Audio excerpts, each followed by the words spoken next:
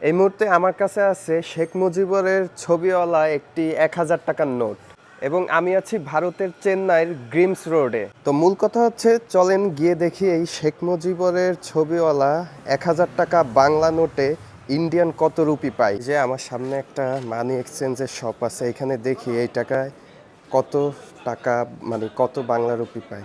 ১,০০০ টাকায় কত পাবো?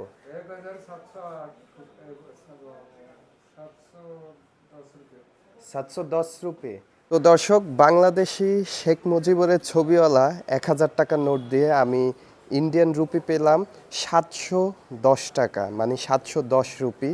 তো এই হচ্ছে বর্তমান মূল্য, মানে বাংলাদেশে ১০০ টাকায় আর কি ইন্ডিয়ান ৭১ রুপি করে আর কি দেয় এই অঞ্চলে। অন্য কোথাও কত করে দেয় এটা শিওর না।